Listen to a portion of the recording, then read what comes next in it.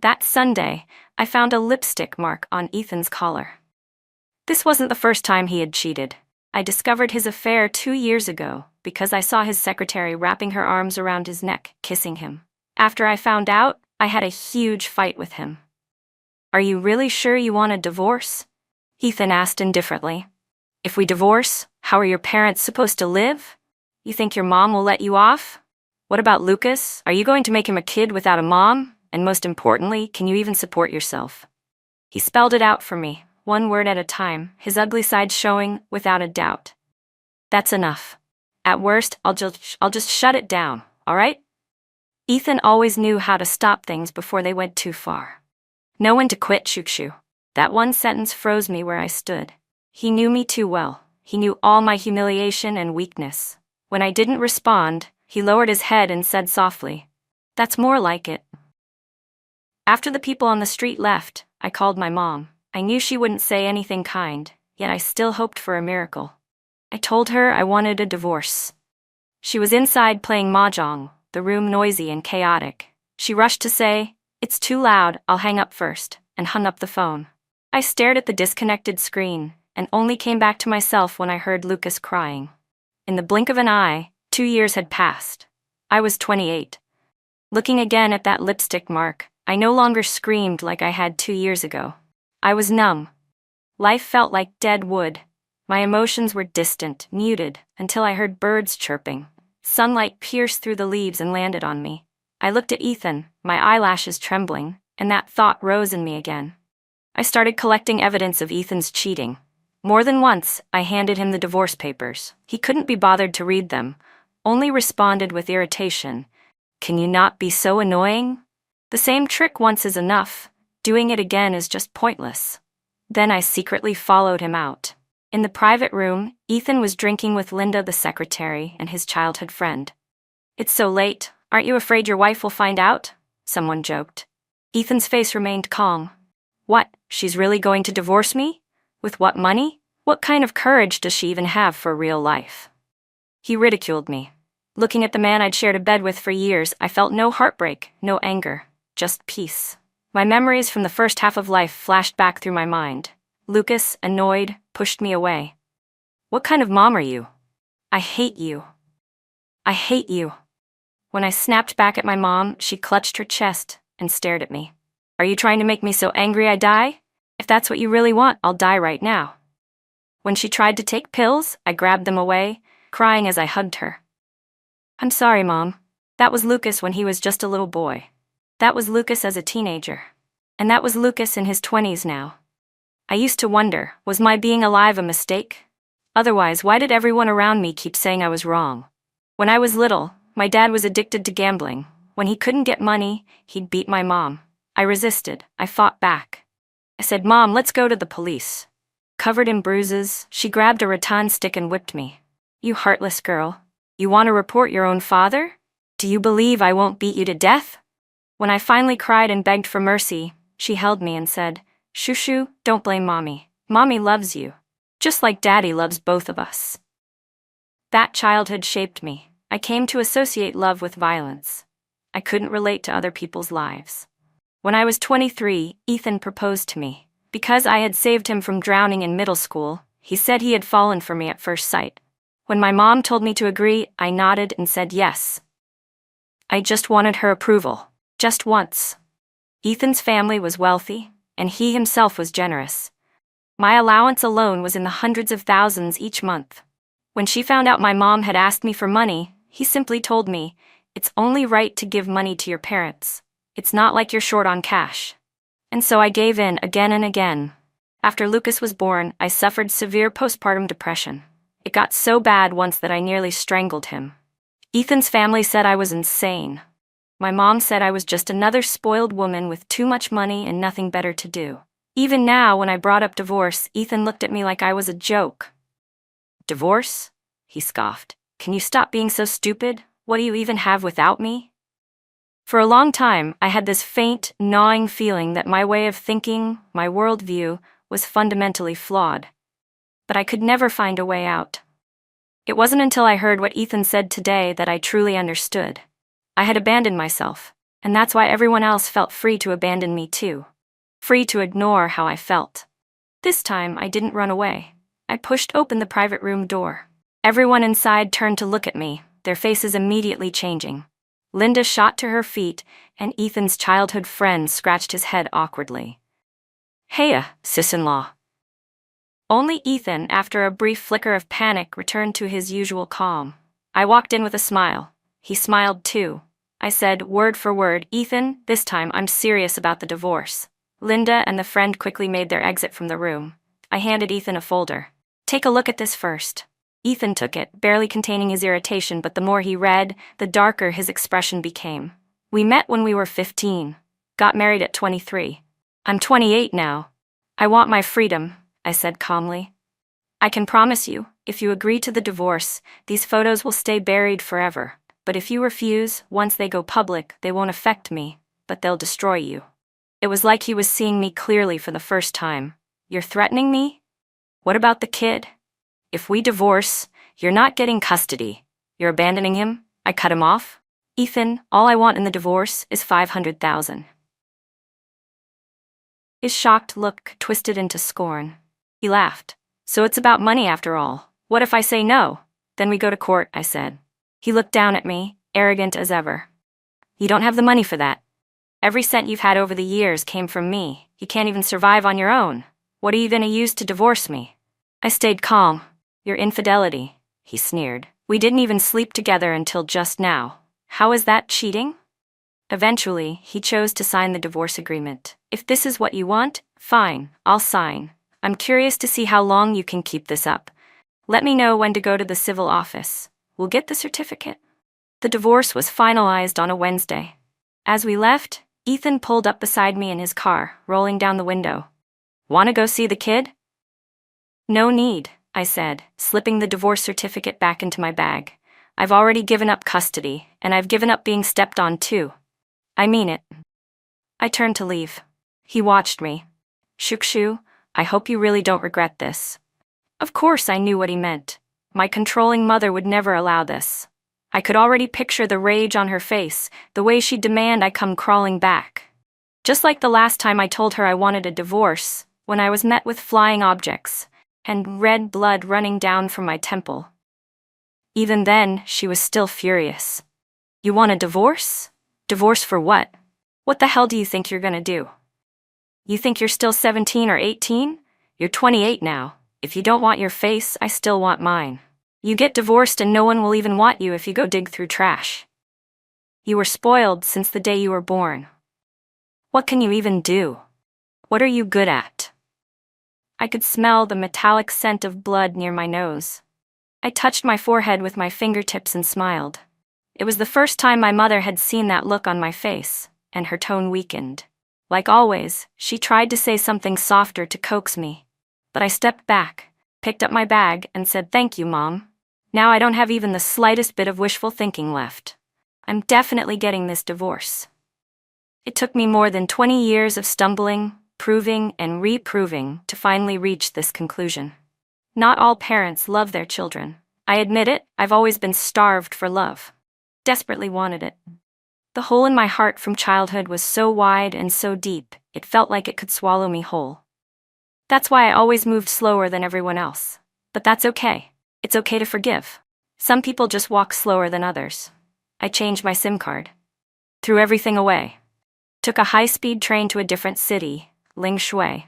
I rented a small place and started thinking seriously about my future. After a lot of thought, I decided to open a flower shop.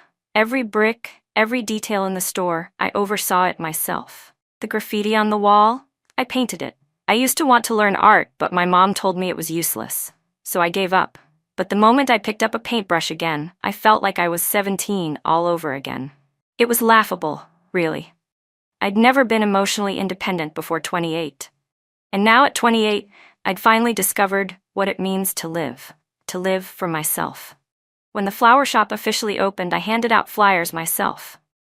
Staying up late and waking up early became my new routine. Zach was a recent art school graduate. He came into the shop for the first time while I was busy unloading inventory. Seeing me struggle, he walked over to lend a hand. Afterward, he asked, Did you paint the flowers on the wall? Yeah, I replied without even looking at him. He scratched his nose. Are you always this cold? Maybe just tired, I said. He chuckled. From that day on, he started coming by often to buy flowers. Eventually, he moved into the apartment right upstairs, becoming my neighbor. I wasn't some teenage girl. I could see through his intentions. One time, after he bought flowers again, I walked over and sat down. Zach, I'm 28. So? He said, resting his chin on his hand. 5 years age difference. Big deal. I've also been married. He paused, surprised, then smiled. Well, I'll get married too someday. In the adult world, some things don't need to be spelled out. I didn't say anything more. The next day, I found a little doodle on my desk. Next to it, he'd written, Hello, Miss Sue, age 28. I'm Zach, age 23. In the sketch, a tiny version of me was unloading boxes in the shop. Next to me was a tiny version of him. He was honestly kind of adorable. I saw Ethan again about 6 months later. Zach was helping me carry a delivery. My hands were full with bags of groceries. In the evening light, I saw a familiar figure leaning against a car window. Ethan, eyes half closed, staring at me. I slowed down. Zach noticed something was off. Your ex-husband? Ethan bent down and opened the car door. The next moment, Lucas jumped out. I hadn't seen him in 6 months, and he'd grown so much taller. His soft, doll-like face was full of excitement. Mom. I instinctively stepped back a few paces. In these past 6 months, I hadn't stopped thinking about Lucas. Everyone at home had always spoiled him, so much that he was out of control. Whenever I scolded him, he'd push back. You're always like this. No one else has a mom like you. I wish you weren't my mom. But whenever I truly got angry or sad, he'd quietly sneak into my room and wipe away my tears. I'm sorry, Mom. What I felt for him was different from what I felt for Ethan. That blood bond made my emotions painfully complicated. When Lucas hugged me, I didn't even have the strength to push him away. Then Ethan walked over. Ethan's eyes landed on Zach standing nearby. He let out a mocking laugh. So you like younger guys now? He raised his eyebrows, clearly provoking. Zach, who wasn't one to hold back, added casually from the side, New suitor, huh? Ethan's face instantly darkened. After that day, I started seeing Ethan around a lot more. He would bring Lucas and linger in my shop. He looked around and sneered, What kind of money can you even make with a place like this? Then his eyes shifted to me. So this is the life you chose after leaving me? Yes, I said calmly. This is the life I chose. And Ethan, Zach is a good man, so I hope you'll take Lucas and leave. Please stop disturbing me. He didn't respond. Half an hour later, Lucas had just woken up from a nap and came running to hug me, his soft little face pressed against my knee. His big teardrops rolled down like pearls. I missed you so much when you weren't around. They all said you didn't want me anymore, but I didn't believe them. As Lucas said that, Ethan stood just outside the doorway, watching me. A cigarette dangled between his fingers, still burning. When our eyes met, he curled his lips into a cruel smirk as if to say, See, this is who you are. Family can chain you down. A child can chain you down. All they have to do is cry, and you'll come crawling back like a dog. He was certain I'd return. Just like all the times before, when I had begged for scraps of affection. I comforted Lucas, then went back to work. The words that needed saying had already been spoken that day he first showed up again. That night, Ethan stood in front of me and said, Let's get back together. His tone was just as arrogant as ever. Name your terms. As for Linda, I've already fired her. Everything you wanted, I've done. His brows were relaxed and self-assured until I answered that I didn't want to. Then, for the first time, his calm faltered. The kid's still young. He needs his mother, Ethan said, his eyes drifting toward Zach, who was nearby helping me with heavy lifting. Or, are you really trying to find him a stepdad? He took a step forward. I stepped back. His hand reached out but landed on air. Ethan, we're divorced. I pushed down the irritation rising in me. We're not getting back together. Not now. Not ever. Please stop bothering me. I turned and walked away without looking back. The moment Ethan reappeared in my life, I knew it wouldn't end so easily. I knew him too well. When Ethan made up his mind, he rarely backed down. He wouldn't chase you with affection. He would corner you with pressure, using money, leverage, or people. Like in middle school, when he bribed classmates to look after me. Like after graduation, when he paid off my parents to make me accept his proposal. As a teenager, I couldn't stand him. When I found him, I asked, "Can you stop showing up in front of me?" But the moment I saw his face again, I lost all courage to question him. The class divide between us was too big.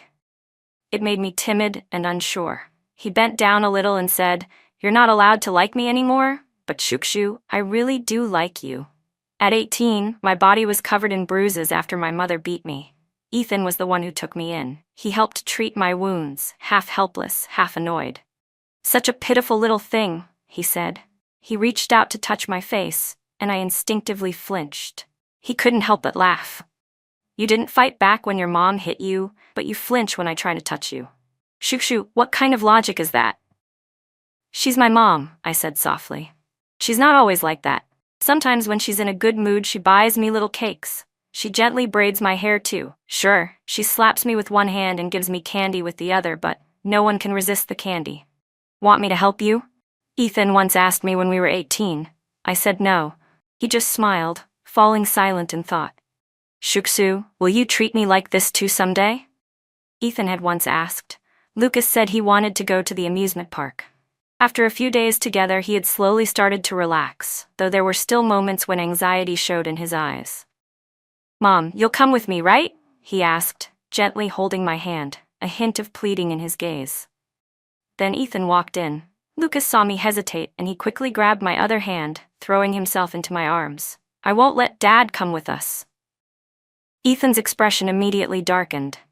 "Lucas," he shouted.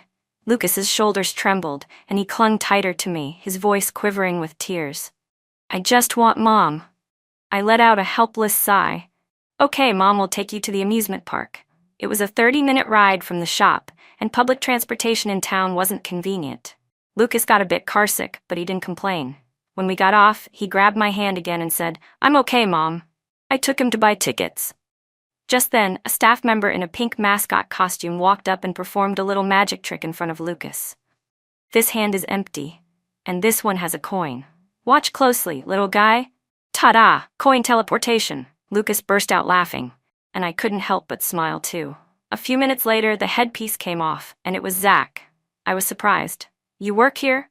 "I paid for it myself," he said, then added, "Just a sudden whim. Didn't expect to run into you."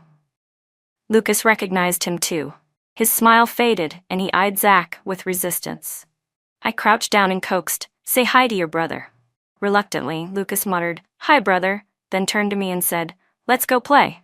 Zach offered, "Want me to come with you guys? I have an employee pass, gets us good discounts." He looked at Lucas with a smile. "Mind if I come with you?" Lucas gave a small, begrudging nod. "Okay." Lucas was energetic and loved loud, thrilling rides. I'd always been scared of high places, even as a kid. At first, Lucas was still a little standoffish toward Zach, but after a few rounds together, he clearly forgot all about being annoyed. "Bro, I want to ride the roller coaster again." "You got it. And I want to try that giant pendulum too." Superman mode activated. After the big swing ride, Lucas finally let Zach carry him. His face was sweaty, and when he saw me reaching out to him, he said, "Mom, still want to keep going?" He blinked. "I want to rest a little, then go again." Zach stepped in with a smile. "Then Big Bro will sacrifice himself today and be your full-time partner." By the time we left the park, it was nearly evening. Lucas held my hand in one and Zach's in the other. Then, through the crowd, I heard a voice I knew too well, Lucas's father. Ethan stood among the thick stream of people, his gaze icy cold as it locked onto us. Anyone who knew him could tell he wasn't happy. But just because he was upset didn't mean I had to be. We had nothing to do with each other anymore. Lucas immediately ducked behind me. Ethan stepped right in front of me, his dark eyes full of pressure. I didn't want to deal with him. As I passed by, he suddenly grabbed my wrist. The sharp pain made me let out a quiet grunt. "Sir, that's really inappropriate," Zach said, holding Ethan's wrist to stop him. Maybe it was his art school background, but even when displeased, Zach's face still carried a smile. Ethan, on the other hand, was completely different. He had always cared deeply about his image and hated being challenged. "This is between us," Ethan said mockingly. "You've only known her for a few months. Don't act like you're something special." "We're already divorced," I said firmly. "Strictly speaking, this isn't a family matter," Zach said calmly. If we're being precise, the only connection you two share now is a child. He looked at Ethan with a composed, slightly mocking smile. As for me, I'm pursuing Miss Shu. Compared to an ex-husband whose relationship has already fallen apart, I'd imagine she finds me easier on the eyes. From the first time I met Zach until now, I had never seen him be aggressive. It threw me off for a second, but I quickly reached out and pulled him behind me. Ethan's face went completely cold, but I refused to back down. Ethan, we're already divorced. People get divorced, and they can still get back together. No. Never, I said, looking him straight in the eye. I know that no matter where I go, you can find me. You can also destroy my life in the blink of an eye. But I'm not the same Shukshu from when I was a teenager, and you're no longer the Ethan from back then either. There was a flicker of emotion on his face. We can start over, he said. Shukshu, we've known each other for over a decade. We have a child together. Tons of divorce couples get back together. Why can't we be one of them? I haven't treated you badly over the years, have I? I looked at him coldly. You're still so full of yourself. Ethan, don't you realize how disgusting you are? He let go of my wrist, his anger boiling over. Shukshu, let's see which one of us ends up regretting this. He stormed off. Then halfway through, he turned back, eyes filled with venom. In your eyes, I've always been the bad guy, haven't I? But he wasn't always the villain in the years he stood in my way. He was just an intruder. When I met him, I was still someone who hadn't figured herself out. But Ethan was different. He was the spoiled young master of the Lu group, raised with every luxury, used to getting whatever he wanted with just the lift of a finger. The gap between us terrified me. I avoided him as much as I could. He bribed classmates to treat me well. They'd say things like, "Ethan's so good to you, why don't you just try dating him?" My mom would often pull me aside and scold me. "Stop giving that boy such a cold face. He's so kind to you, bringing you food and drinks all the time. When you were in the hospital the other day, he even paid your medical bills." He still had faint bruises on his face back then, long forgetting how he got them. He looked happy, excited, while I felt like the odd one out. People are easily shaped by their environment, especially when most voices around you say the opposite of what you believe. Slowly, your own confidence starts to fade. Ethan used that to his advantage and kept pushing closer. In college, I agreed to date him. It didn't take long before he asked me to move in with him. I hesitated, but the second time he asked, I gave in. He took me to Iceland to see the northern lights, to Africa to watch the Great Migration. On my birthday, he gifted me an entire closet full of clothes and jewelry. He loved seeing me dressed up and pretty. When he was in a good mood, he'd say things like, "Why don't we get married?" It scared me, so much that I avoided coming home for days. I kept finding lame excuses to turn him down. I knew he was upset, but I was just too afraid. One time, I was leaving the library with classmates when I saw him leaning against a column, spacing out. When he saw me, he waved me over. His tone wasn't pleasant, and that's the tone I feared most. That day, his kiss was rough and dominating. He held me tightly, refusing to let me leave. "Do you regret it?" he asked. "No." "Then let's get married." I didn't say anything. He bit me and growled, "Say something." I frowned and sighed. "We haven't even graduated yet. Then we'll get married after we graduate." But after graduation, I didn't want to marry him. I turned him down again. That time, we had a huge fight. Ethan sat on the bed and stared at me. "Take one more step, and we're done." I not only took a step, I walked away completely. From that day on, Ethan vanished from my life. My dad and mom yelled at me non-stop every single day. I buried my head in my arms and suddenly felt so wronged. But what hurt even more was that I didn't have a single friend I could talk to. Because of Ethan's status, no one dared to get too close to me. I felt like I was trapped in a cage, too weak to even struggle. 2 weeks later, I called Ethan myself. "Let's get married." He seemed to be playing pool on the other end of the line. It was loud, noisy. He laughed a little. "Come find me," he said, and gave me an address. When I arrived, the huge pool hall was completely empty, except for him. He sat in a chair and looked at me. "You sure you want to get married?" "Yes." He studied me. "I didn't force you. Getting you to agree was easier than I expected." The Liu family, despite being wealthy and powerful, didn't make much of a fuss about the marriage. Ethan's mother didn't like me, but she rarely made things difficult. Her only request was that I stay out of the spotlight. After we got married, I devoted almost all my energy to the family. Did I love Ethan? Of course I did. But love always seemed to come with pain. After giving birth to Lucas, I developed severe postpartum depression. At my worst, I nearly strangled him. I lost all sense of time and place, clinging to life only through medication. Ethan gradually lost patience. He thought I was just trying to get money out of him. How much do you want? Just name a number. Just stop making a scene. He was annoyed. After all, I had financially helped my family more than once. In the beginning, he didn't mind. He even seemed pleased it was just pocket change to him. He'd use that same pocket change as a way to get what he wanted. He personally fed my parents' appetite. But once the love began to fade, even those once insignificant things turned into sharp daggers. And me? When I looked at Lucas's soft little face, when I heard his babbling laughter, I just couldn't bring myself to let go. I forced myself to keep going, saw a therapist, took medication, and stuck to the treatment plan.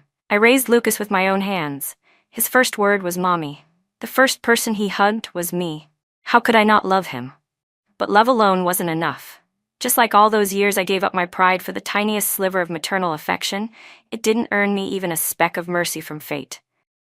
I was being pushed forward by some invisible force, over and over, and I kept asking myself, who am I? Life kept dragging me along, and I had never truly known who I was. When my mom found me, I had just closed a business deal, partnering with a local studio to provide fresh flower arrangements every month.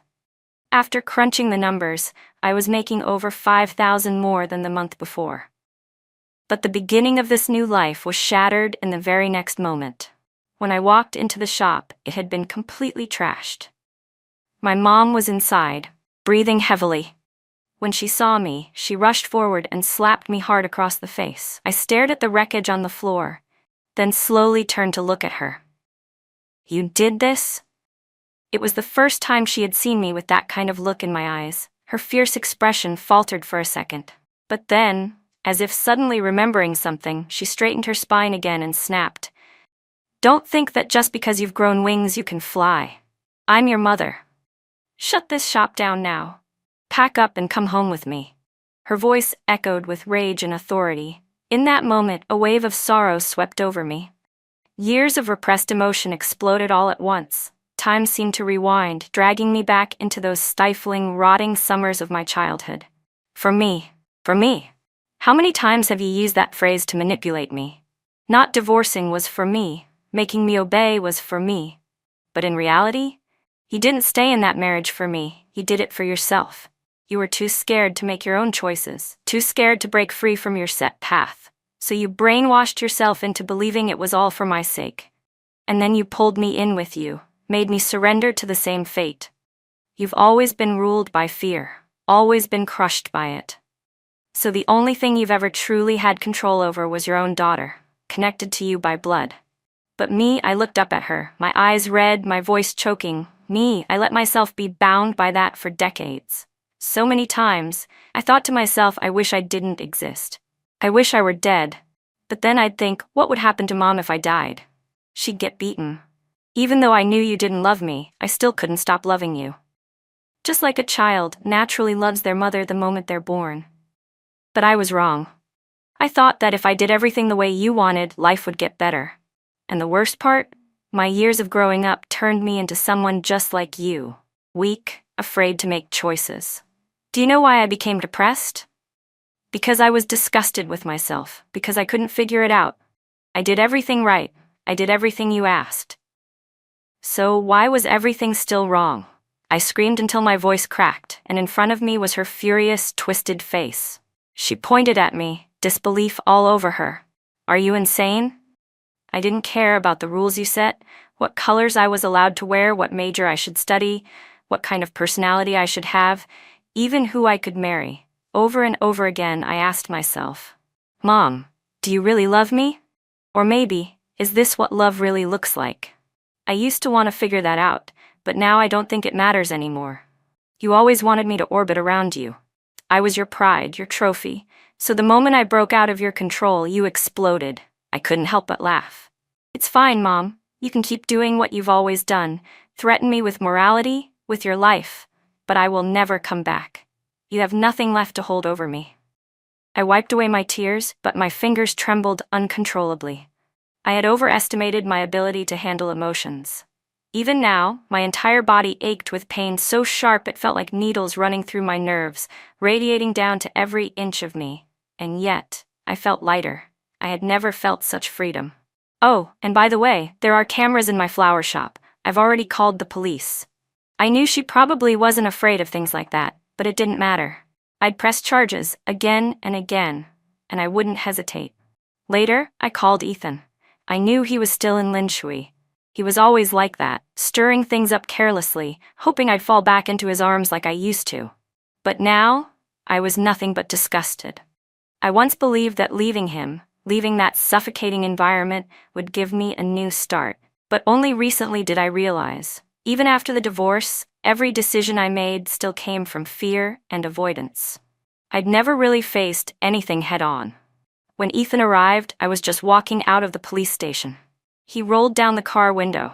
His eyes landed on me, with a rare hint of guilt on his face. I opened the back door and got in. "Let's go back to City A." There was a flicker of surprise in his expression, but a moment later, that spark died when he saw the look on my face. "Now that I think about it," I said, "I left too suddenly.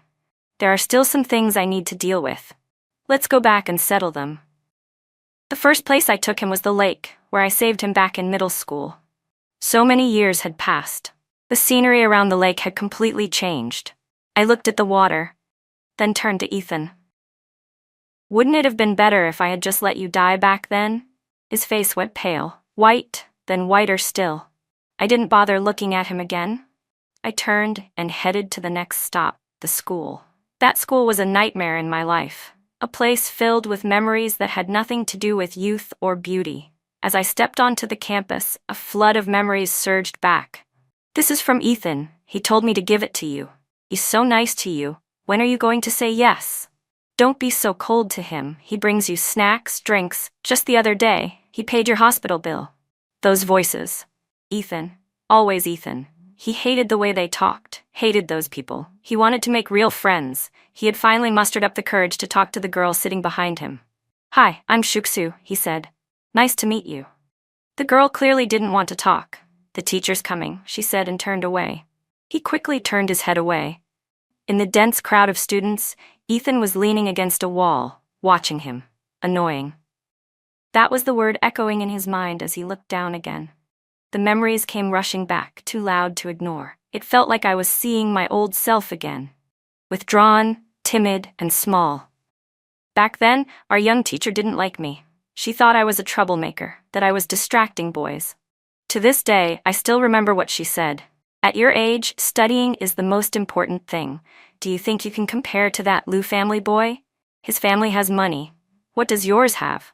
At your age, you shouldn't have impure thoughts. Only with your feet firmly on the ground can you walk forward steadily." I pointed toward the classroom from back then and turned to Ethan.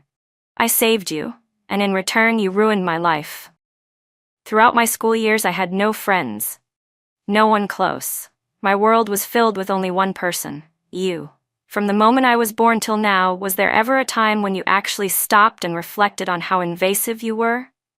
Ethan turned his face away. "You didn't." I didn't give him the chance to finish. The third place I took him was my old home, the one filled with suffocation, violence, the kind of place you want to escape but also can't help longing for. After Ethan and I got married, the house was sold. So I didn't go upstairs, I just stared at the window of the room I once lived in.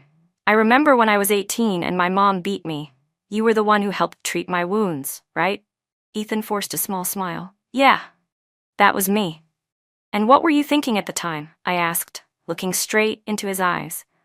After all these years, I might know him better than he knows himself. The truth was simple. Curiosity, a thrill, the kind of emotion hunters feel. Just as I expected, the smile slipped from his face when he heard that. He took a deep breath and reached out to grab me. "That was the past. Does the answer really matter anymore?" "Yes, it matters," I shot back. "You think it's all in the past just because you didn't suffer. You think it doesn't matter because the consequences never landed on you. You've never even thought about how I saw you back then. You were disgusting. Absolutely revolting, Ethan. For the teenage Juxu, I'll answer that question now. I hated you. When the mask is finally ripped off, it's ugly. His expression dimmed. He looked like he wanted to light a cigarette, but stopped himself. So that's what you think of me, he muttered. That I'm disgusting. He probably realized finally that this whole trip wasn't about reconciliation, it was about reckoning. He turned and gave me a bitter smile. So what now? You want an apology? What do you want from me? Nothing, I said, staring at the man I'd shared a bed with for years. I just figured, after all the years you disgusted me, it was only fair I return the favor. Otherwise, you'd keep sticking around like some pathetic leech, too clueless to even realize how sad it looks. It's pitiful. When I saw the way his face turned ice cold, I laughed. A loud, unfiltered, satisfying laugh. Isn't that fair? No one knew better than me just how much that would get under Ethan's skin. He was all about pride, always the center of attention. This was probably the first time in his life someone had humiliated him so bluntly. He stared at me coldly for a long while, then let out a sarcastic laugh. Fine. What other places are you taking me? Let's go together. I'd love to see just how many sins I've racked up in the past decade. So I took him to the pool hall we used to hang out in, the train platform where we once watched the moon together. Not everything after the wedding had been painful. I remembered one year, I had a fever late at night. Ethan stayed up and took care of me the entire evening. In the stillness of that winter night, fireworks lit up the sky, sudden and bright. I stirred awake in the dim light and saw his dark eyes watching me. What are you doing here? I asked, groggy. You're sick, he said, tucking the blanket around me. Don't move, he said. I nodded obediently, but instinctively, my hand reached out and grabbed his. I think he smiled. Shoo-shoo, I'm here. It felt like I'd found a warm, hidden cave in a place long soaked with damp cold. For the first time, I felt like maybe I had a home. The day after I recovered, Ethan and I set off fireworks on the train platform. When they exploded into the night sky with a loud crack, I suddenly turned to him and said, "We have a home now." That was the moment I truly fell for him. The night deepened, and the moonlight lit up the little corner of the platform.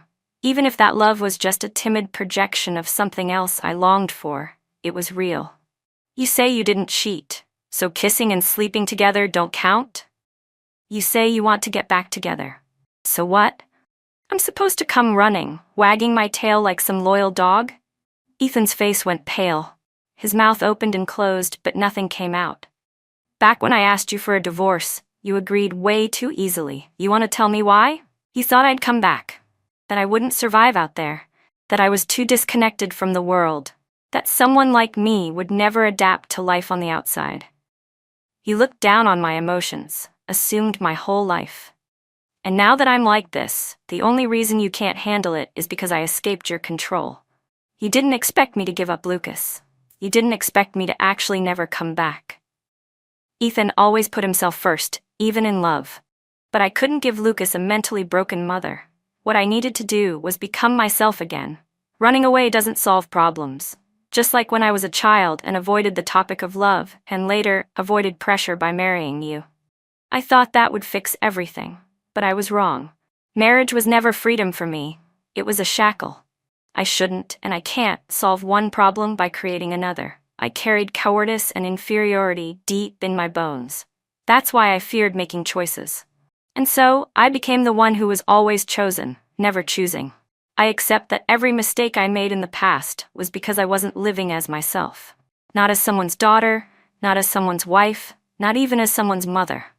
I don't want to go through the rest of my life in this fog. It'll drive me insane. Ethan took 2 steps back. There was a swirl of complex emotions in his dark eyes. For the first time, he realized that I had changed. And it wasn't amusing or pathetic, it was real. I stood right in front of him and said, in the firmest voice I had, "Ethan, you disgust me. So much that I can't stand to be near you for even one more second. If even after all this you still want me to come back, then fine. I will." He bent down slightly, a faint smirk forming on his lips. "But you better be ready to protect yourself. You'll need a weapon, and always be on guard with me. because I won't love you. I won't forgive you. I'll only grow more and more disgusted with you. For a moment, Ethan's mind went blank. He had never been so humiliated in his life. No one had ever dared talk to him like that. He wanted to argue back, but for the first time, he felt powerless. Then he looked into my eyes, those cold, final eyes, and it hit him. I wasn't coming back. Shuksu didn't love him anymore. The world went quiet. It was like only the two of us remained in existence. Then, through gritted teeth, he finally forced out the most cutting words he could find. But even he knew, deep down, they were empty. "You're right," he said. "I'll let you go. I'll take care of your parents too." "Shuksu, who do you think you are? You think you're irreplaceable? That I couldn't live without you?" In his mind, I was just a woman. If he wanted, he could have thousands of choices. If I didn't want him, so what? Wouldn't he be pathetic if he still clung to me? But even as he said all that, he couldn't help looking at me, hoping for a different reaction. Hoping I'd take it back. Instead, I took a step back and smiled, free and easy. I walked away without ever looking back, not even once. When I was 5 or 6 and fell down, I wished someone would help me up. When I was a teenager and stumbled, I hoped someone could give me the answer. Yes, I lived a life full of cowardice and foolishness. I've faced that truth. And more importantly, I've learned to accept it. But that's okay. The night wind was wide and free. I smiled. It was all in the past. Time slipped by. Lucas started college. Ethan fell seriously ill right before the new year. He rushed back to see Lucas, stayed for a moment and left again. There wasn't much to say between father and son. Grown-up Lucas looked at him and asked, "Sometimes I wonder, why did I have to be your kid?" Ethan was harsh, almost cruel. "What, being my kid isn't good enough for you? Born at the top of the pyramid, no effort needed to gain wealth others can only dream of. All you lack is love. But is love really that special?" He patted his son's shoulder. "You think you need it only because you have money, fame, and free time to think about such things. Business is about profit. There's no such thing as a perfect world. You can't have everything." That was how he saw it. That's why he never looked back. Or maybe he just didn't dare to. He approached Shuksu out of selfishness, and he resented her, also out of selfishness. Did he really not understand what love was? Those bright, sincere eyes had once looked at him with real trust. He knew that. But still, he chose to let himself be cruel. Why? Because he was sure she would never leave. He had already clipped her wings, already cut her off from society for years. What could she possibly do without him? He thought she had no way back. But in the quiet of the night, in his dreams, sometimes he saw her again. He cried, he hurt, he felt regret. But so what? What he mourned was not just losing her, it was having once possessed her completely. And then losing her. Completely. After college, Lucas applied for an overseas fellowship without hesitation. He refused any financial help from Ethan. The day he left, he pulled his suitcase behind him, looking so much like Shuksu did the day she left. He said, "The only thing I regret from all these years is the awful things I said to Mom when I was a kid. You spoiled me, ignored the way I saw the world, and turned me into a real monster. I once thought about breaking free from you, but it's not easy for a child to detach from a parent. And you've always been so sure of yourself. Isn't that why?" Not long ago, I went to visit Mom. She held a solo art exhibition. That guy who used to sell kids' clothes, he's her business partner now. She smiles more now, a lot more. For the first time, I understood that in order to become a whole person after growing up in a broken family, you have to separate yourself from it. Just like Grandma had to do with Mom. Just like I had to do with you. Lucas left. He never looked back. Ethan stood there, silent. He lowered his head and softly asked, "Is this what being obedient looks like?" Later, he received a bank card from Zushu in the mail. There was $7.2 million inside. Along with it, a handwritten ledger. Every expense was recorded in detail. He knew she didn't want anything more to do with him. But still, he was furious. How dare she? How could she? The second year after Lucas left, Ethan collapsed completely. The illness came fast, aggressive, impossible to fight. In just a few months, he lost dozens of pounds. He had spent years numbing himself with medication, trying to escape life. And as they say, medicine is poison. He had taken it for over a decade. On the night he died, for some reason, he came across an old interview feature of Shuksu. the title, cowardice and courage. I accept every moment of weakness from my past. At the same time, I believe I have the courage to become better. If I could say something to my younger self, please be brave. Let's be brave, both of us, even if it means pulling yourself out of fire and water 1,000 times. You'll feel lost. That's okay. The world is vast. Time is long. Please, go find your answer. He smiled, and then he started sobbing. Yes, one rotted away, the other bloomed. The butterfly he had trapped in his hand for years, its beauty was never his to keep. All he had was the luxury of birth. He should have let her go long ago. Her life was meant to be the sea, vast, calm, and joyful, not someone's wife.